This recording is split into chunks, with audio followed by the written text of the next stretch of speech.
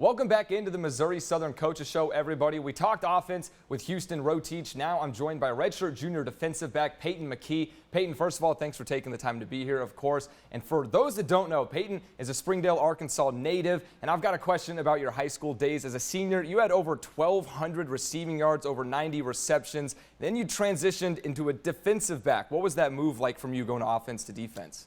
Yeah, I've always kind of played defense growing up. I always knew I could.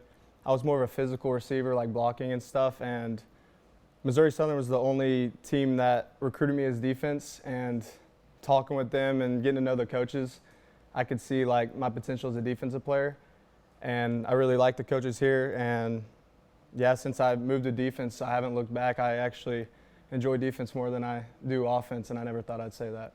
I'm sure in high school you probably played both sides a little. And what was really maybe, I guess, the biggest challenge from going from identifying as a wide receiver to then being the one trying to stop the wide receivers as a DB? Yeah, I mean, at first, I feel like when I first came in here, I kind of missed playing receiver. I look at the receivers like, I should be over there. But then the more I started playing defense, the more I saw like the coach's vision in it. And yeah, it kind of all worked itself out. And I think playing receiver actually helped me a lot as a defense player, like have an idea what receivers do and kind of what their routes are going to be. So I think it helped me in the long run. Yeah, kind of got the advantage of having the brain of both sides in that one. All right, Absolutely. Let's go ahead and hop into some footage from Saturday's game against Emporia State. Talk some specifics on the defensive side of the ball. Starting with some positives, the run defense had success against the Hornets, limiting Emporia State to under 4 rushing yards per carry. And before this game, Coach Bradley was emphasizing the importance of limiting the big play. And Emporia State's longest run of the game was just 19 yards. So Peyton, what was really clicking for your unit on Saturday to limit those explosive plays downfield? Yeah, we kind of just, as a defense, keep the ball in front of us. And if we do our job, that's what's going to happen. We want to make them work all the way down the field. And shout out to our D-line that, they've been putting in a lot of work, and they've been kind of out-physicaling the O-line a lot of the times and stopping the run, and the linebackers fitting in their gaps. And that's been a big emphasis throughout the year and throughout practice every week. And, just keep your head down and keep going. Definitely. And while the Lions limited the big plays, they made a couple big plays on defense with a pair of interceptions in this one from Sean Smith and Damari Green. When there's a big play like that, especially these two came pretty close together, what's the reaction on the sideline knowing that the defense just put the ball back in the offense's hands? Yeah, it's exciting. You get really happy for your teammates, and then you realize pretty quick next play. That it's all fun, but you realize we got a game to win, and we just got to move on to the next play and try not to get too high and try not to get too low.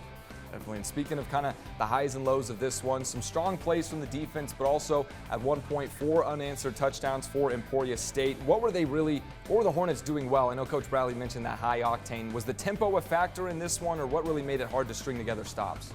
Yeah, they have they're a very fast-paced offense. They're good at what they do. We prepared for it. I think we did good as a defense on their tempo.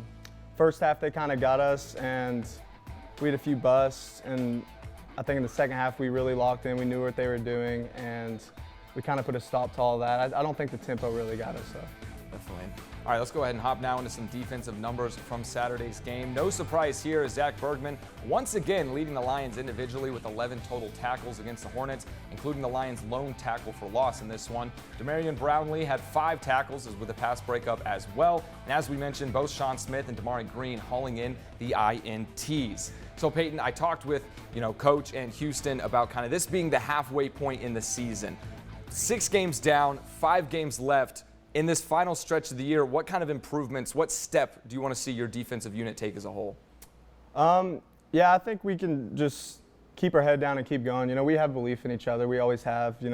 We play for one another, and it's just the little things, as they said. We gotta stop the run, stop the pass, and quit shooting ourselves in the foot. There's a few plays, and this game is a game of inches, and every yard counts, every yard matters, every play is the biggest play. So we just got to make sure we emphasize the next play. Definitely. And we are looking forward to seeing what kind of improvements come from this defense going forward. And speaking of the second half of that schedule, when we come back from break, I'll once again be joined by head coach Atiba Bradley to look ahead to next week's matchup at home against Nebraska Kearney. Stay tuned.